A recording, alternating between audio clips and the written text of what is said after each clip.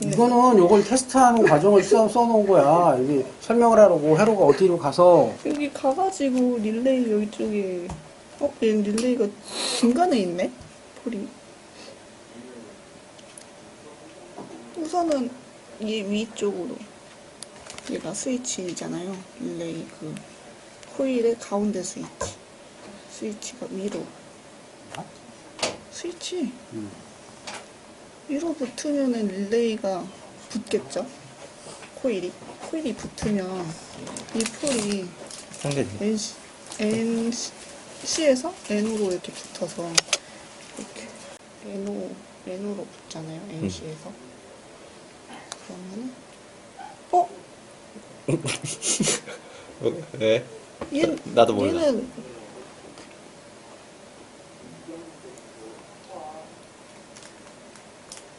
얘 뭐예요? 조금 디테일하게 난도 높은 얘기도 좀 더 해야 하고.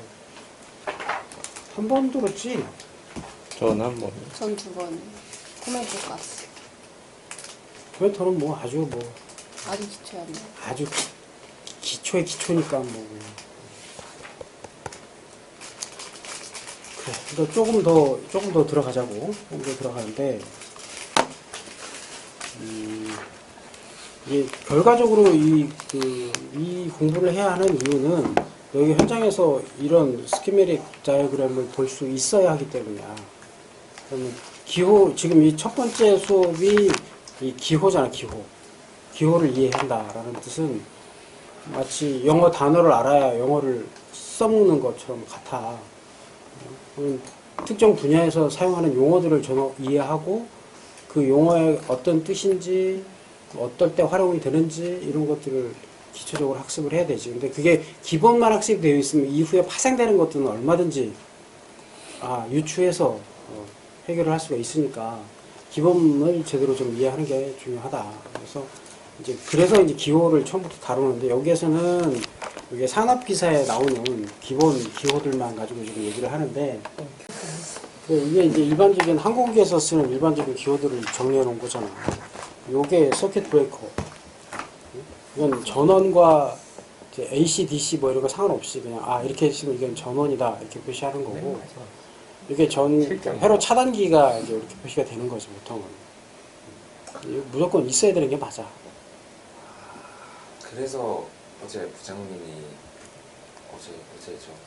어제인가 저희 터빈에서 저희 목적이 이제 제너레이터에 돌리는 거잖아요. 그러니까 그거 스위치를 서킷 브레이커라고 하더라고요. 그러니까 서킷 브레이커를 온오프에 따라서 이제 이건 어렵지. 어쨌든 좀 생기게 이렇게 생겼으니까 이것도 서킷 브레이커긴 한데 생기게 이렇게 생겼으니까 이거 스위치라고 생각하는 사람도 있는 거야. 스위치를 뭐 서킷 브레이커로 올려 켜라 꺼라 뭐 이렇게 얘기를 하기도 하지. 근데 원칙적으로 이걸 가지고 켰다 껐다 하면 안 돼. 그건 아닌 거야. 그래서 원칙은 알고 있어야 되겠지. 그래서 이런 회로 차단기를 이제 이렇게 표시를 하고 그 중에서도 이제 이렇게 토글 타입 이렇게 스위치가 올라갔다 내려갔다 하는 이런 타입은 여기에 추가로 여기 이렇게 T자로 생겼잖아요. 얘는 이건 일반적인 항공기 팝핑 타입이라고 봐야 되고 요거는 요 위에 이렇게 일자로 더 있어요.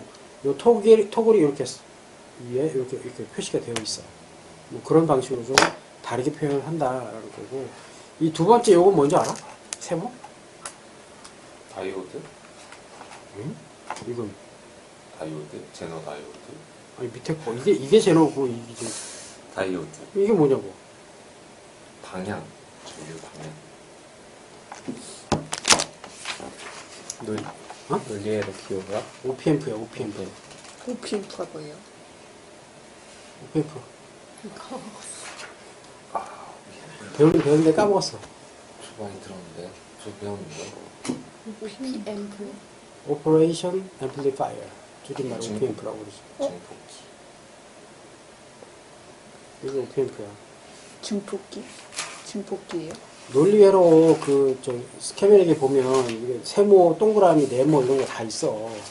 이네 회로도에도 있어. 맞아요. 이게 OPMP라고. OPMP. 무슨 역할을 해요? 이건 회로를 뜻하는 거야. 회로. 회로를 여러 가지 역할을 하는 회로들 중에 즉 증폭 회로, OPM프라고 그래요. 뭐 오퍼레이션이라는 말이 들어가는 건 내가 여기서 어떤 시그널을 주느냐에 따라 얘가 작동을 하기도 하고 안 하기도 하고. 그래서 이걸 세모로 표시해서 인풋이 몇 개가 들어가는지를 또 구분해서 표시를 해줘. 그런 걸 이렇게 세모든 네모든 동그라미든 뭐 그다음에 뭐 이렇게 생긴 여러 가지 형태의 기호들이 있단 말이야. 네. 그게 이제 논리 회로에 나오는 회로들인데 실제 부품은 이제 하나의 부품으로 이루어진 게 아니라 회로야. 몇 가지 부품이 섞여서 만들어진 회로인데 그 기능을 이렇게 표시하는 거죠. 요건 슈즈. 휴지고, 요게 배터리. 요건 전원. 이게 전원이라고 했잖아. 요거 콘덴서인가? 아니, 캐파시터. 캐패시터. 캐파시터 역할? 저장.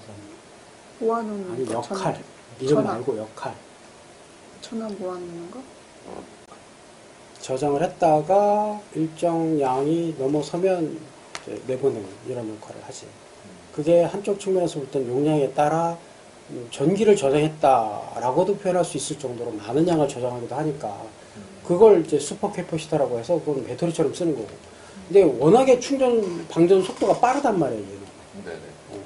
그러니까 필요에 따라서 급속 갑자기 충전했다가 갑자기 방전을 해야 될 때 이럴 때는 배터리로는 안 돼, 용량이. 그럴 때 이제 슈퍼 캐퍼시터를 쓰는 거고. 한쪽에서 회로가 하나의 전원에 하나의 회로만 있다 그러면 상관이 없는데 여러 가지가 직병렬로 연결돼서 활용을 할 때 다른 쪽에서 전원을 갑자기 큰 로드를 갑자기 당겨가면 이쪽에서 전기가 당겨와서 여기가 꺼질 수도 있다는 얘기지. 지난 시간에 그 할 때도 일어났었잖아.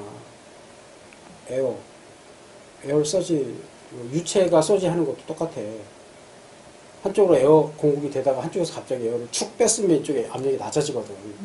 그럼 여기 제대로 작동할 수 없는 상황이 돼버리는 거야. 이게 그 시스템의 정밀도에 따라 그래도 상관없다 그러면 그렇게 쓰겠지만 만약에 갑자기 이제 이게 의료용 장비다. 의료용 장비일 때 갑자기 이쪽에서 쏠는데 이쪽에서 혈액이 빠져나갈 수도 있거든. 그러면 위험한 상황이 벌어질 수 있어서 어떤 주변의 상황이 벌어져도 이쪽의 안정은 유지가 돼야 해. 이런 경우. 그럴 때 캐퍼시터 쓰는 거야. 전기에서는. 그럼 얘는 이쪽에 저장을 하고 있다가 계속 내보내니까 이쪽에서 갑자기 뭐 다른 시그널이 오거나 갑자기 땡겨가도 이 저장돼 있던 걸 계속 쓰니까 변동이 없어. 계속 꾸준히 이쪽 시스템 유지가 되는 거지. 그래서 DC, 정밀 부품으로 갈수록 캐퍼시터 양이 많아지는 거야. 각 회로마다, 그 브랜치마다 캐퍼시터 하나씩 다 들어가는 거예요. 복잡해진다. 근데 이제 이것도 수명이 있고, 요 수명이 다해서 그 회로를 못 쓰는 경우가 많아. 요건 정방향으로 썼잖아. 네. 그래? 역방향으로 쓴 케이스가 여기 있지. 원치 않는 흐름 차단. 그쪽으로 못 가게. 전류가 이렇게 해서 이렇게 가잖아. 어? 여기도 있잖아. 여기 봐. 이걸 봐. 이거 봐. 전원이 이렇게 해서 이렇게 가지. 마이너스니까 이건 상관없고. 이렇게 가는데 굳이 이걸 왜 만들어놨어? 없어도 되잖아. 뒤에서 들어가는 거. 역전압 아닌가? 방지? 그쪽으로 못 들어가는 거 아니에요? 이제 코일이 가진 자기장이 곧 결국은 전기인데, 그렇잖아. 그걸 오히려 이용한 게 인덕터고, 그런 현상을 방지하기 위해서 이게 있는 거야. 그래서 릴레이의 용도로만 쓰기 위해서. 그럼 이게 없으면 어떤 현상이 나타나는지 찾으면 되겠지. 아, 그게 없으면 인덕터 역할이 되니까 어. 열이 발생하면 코일이 에이, 붙는 거 아니에요? 아니야. 정확하니? 빨리 찾아. 그냥 빨리 찾아. 내가 딱 끊는다고. 얘가 서지 않잖아. 계속 도는 과정 안에서 다른 부품들이 난 분명히 껐는데도 계속 공급이 되는 과정에서 다른 부품들까지 손상을 입을 수가 있는 거지. 그래서 내가 전원을 딱 내려도 여기서 계속 일정 부분을 계속 흐를 수 있도록 만들어주는 역할도 하는 거고, 변원을 집어넣어서 켤 때도 갑작스럽게 큰 전류가 내가 부품에 가도록 바로 공급이 되지 않도록 중간에 일종의 범퍼 역할도 해주는 거고. 그게 인덕터 역할인데, 결국은 뭐예요? 얘가 가지고 있는 기본 기능은 자기장으로 전류를 저장하고 있는 거지. 그러면 얘 릴레이 안에 있는 코일도 코일이기 때문에 저장이 된단 말이야, 자기장으로. 근데 문제는 그나마 킬 때는 상관이 없는데 끌 때 무슨 현상이 벌어지느냐. 딱 껐는데 얘가 안 꺼져. 콜이 안 떨어져. 저장이 왜냐면 코일이 이렇게 감겨져 있잖아. 감겨져 있는데 꺼도 얘가 저장이 돼 있는 걸로 인해서 전류가 계속 반대로 흐르고 있단 말이야. 딱 끄는 순간 반대로 흘러. 그래서 얘가 안 떨어지고 붙어 있는 거야. 그지? 그걸 방지하기 위해서 이게 있는 거야. 이게 기초 과정에서는 얘는 정류회로니까 AC를 DC로 바꿔주는 거야. 끝! 지금은 그렇게까지만 가면 안 되지. 정류회로 안에 반드시 뭐가 또 들어가. 완전 직진을 만들어내기 위해서. 뭐가 하나 더 들어가는데? 그래, 그래서 지금 물어보는 거 아니야. AC를 브릿지 회로를 통해서 DC로 바꾸면 이렇게 쌓인 파가 바로 일직선 나오는 게 아니란 얘기야. 이렇게 각파. 각이죠. 네. 각. 왜 그 각이죠? 왜? 일정 난도, 일정 정해진 레벨 이상이 넘어야 보내준다고. 그러니까 들쭉날쭉하게 만들어진 전원을 캐패시터 통해서 일직선으로 만들어주는 거. 근데 왜 들쭉날쭉하냐 이거지. 이 브릿지 회로를 이용해서 정류를 하면 왜 파동이 치느냐. 다이오드의 한계 때문인 거야. 다이오드가 모든 전류를 다 통과시킬 수가 없어. 일정 레벨 이상이 돼야만 통과가 시켜. 이해돼? 다이오드 저항이 있다고. 한쪽 방향으로 통과한다라고는 하나, 그 통과하는 것도 저항을 이겨내는 전류만 통과해. 그러니까 완전히 전류가 완전히 0도 통과할 수 있다. 0.1도 통과할 수 있다. 그렇다면 다 정류를 하겠지. 근데 다이오드도 얘도 이걸 통과하기 위해서 전류가 소모가 돼. 일정 레벨 이상만 통과한단 말이야. 그래서 0으로 내려가는 시점의 일부와 다시 내려갔다 올라오는 시점의 일부는 공백이 되는 거야. 그래서 중간중간에 끊어지는 거지. 그래서 나오다가 끊어지고 나오다가 끊어지고 이런 상황이 계속 벌어지는 거야. 그럼 고유 저항 때문인 거예요? 정류하는 과정에서 얘도 소모를 하는 거야. 그러니까 그럴 수밖에 없어.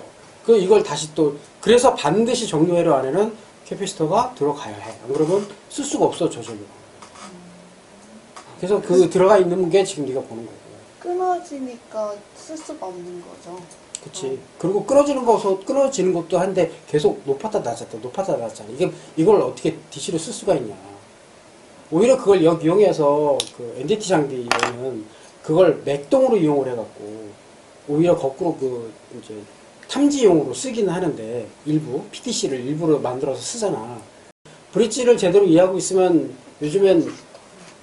요즘 브릿지 잘 안 쓰잖아. 브릿지 안 쓰고 정류 칩을 쓴단 말이야. 여러 형태로 만들어진 정류 칩이 있고 그 칩은 이런 것까지 다 보완해서 이게 다 하나로 들어가 있는 칩이야. 그러니까 그 칩 딱 꽂으면 칩에서 바로 원하는 전류가 바로 나오지. 전압 전류가. 그래서 훨씬 더 쉬워졌지 요즘에. 근데 이 원리를 제대로 알고 대응을 해야 그것까지도 이해할 수 있는 거니까.